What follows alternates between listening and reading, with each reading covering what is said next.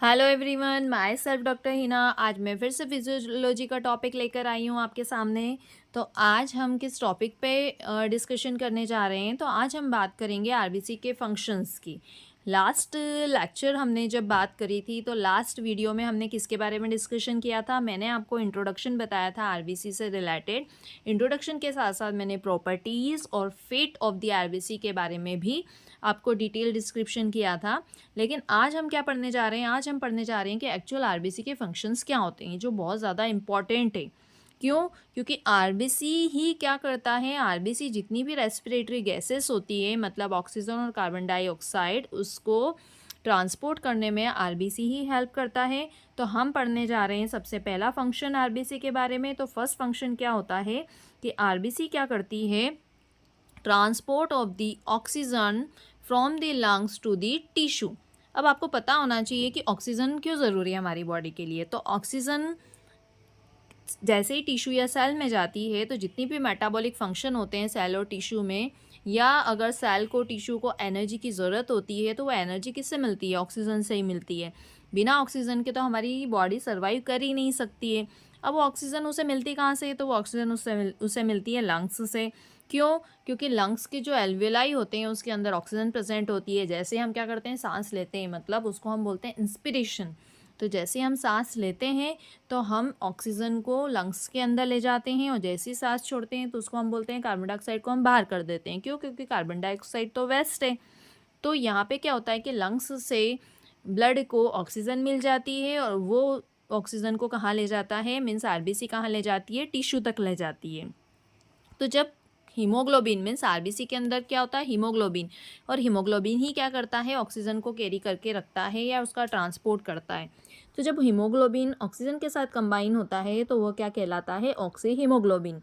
कम से कम 97% जो ऑक्सीजन है वो इसी फॉर्म में क्या होती है? ट्रांसपोर्ट होती है।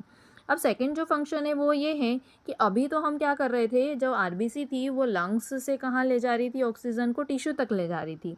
अब जो वेस्ट है, जो टिश्यू ने जिसका ऑक्सीजन का यूज़ कर लिया है, अब जो वेस्ट है वो कौन सी गैस है? कार्बन डाइऑक्साइड, जो हमारी बॉडी के लिए बहुत हार्मफुल है, डेंजरस है। तो इसे बाहर करना बहुत ज़रूरी है। तो इसे कहाँ ले जाना पड़ेगा? कार्बन डाइऑक्साइड को लंग्स तक ले जाना पड़ेगा, और लंग्स में एक्सपीरेशन के थ्रू ये कार्बन डाइऑक्साइड बाहर कर दी जाएगी। तो जो हीमोग्लोबिन है ये फिर से कार्बन डाइऑक्साइड के साथ कंबाइन होता है और क्या बना लेता है? कार्ब हीमोग्लोबिन बना लेता है। कम से कम 30% जो कार्बन डाइऑक्साइड है वो इसी फॉर्म में क्या कर दी जाती है? बाहर कर दी जाती है।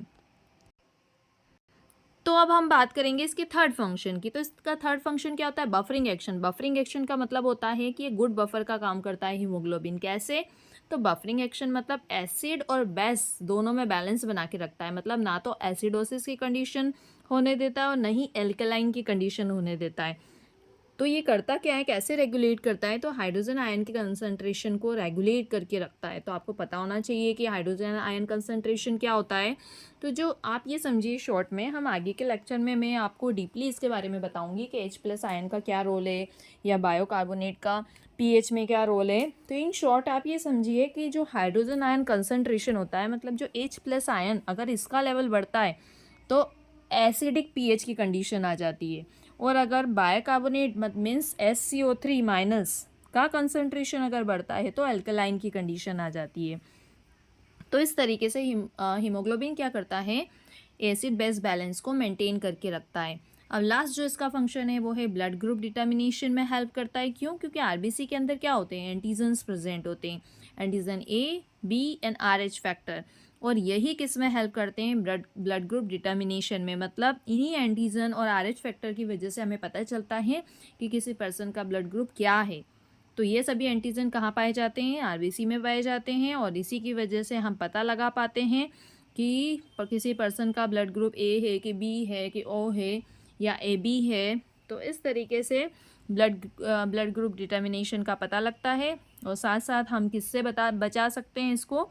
इनकम्पेटिबल ब्लड ट्रांसफ्यूज़न से। मीन्स अगर आपने ब्लड ग्रुप किसी का पता लगा लिया, मैच कर लिया, तो इनकम्पेटिबल की कंडीशन नहीं आती है और किसी पर्सन में हीमोलाइसिस नहीं होता है। तो इस तरीके से हमने आरबीसी के 4 फंक्शंस के बारे में पढ़ा।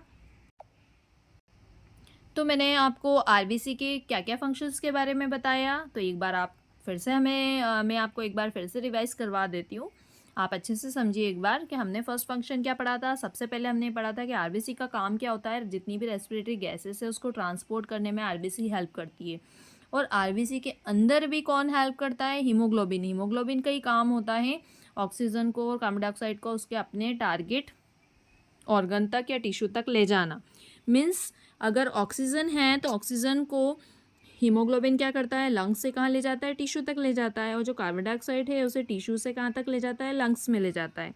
इसके साथ साथ ये बफरिंग एक्शन में हेल्प करता है, पीएच को मेंटेन करता है। और लास्ट हमने क्या पढ़ा कि आरबीसी के अंदर एंटीजन्स होते हैं, एंटीजन ए, बी और आरएच फैक्टर। क्यों? क्योंकि आरएच फैक्टर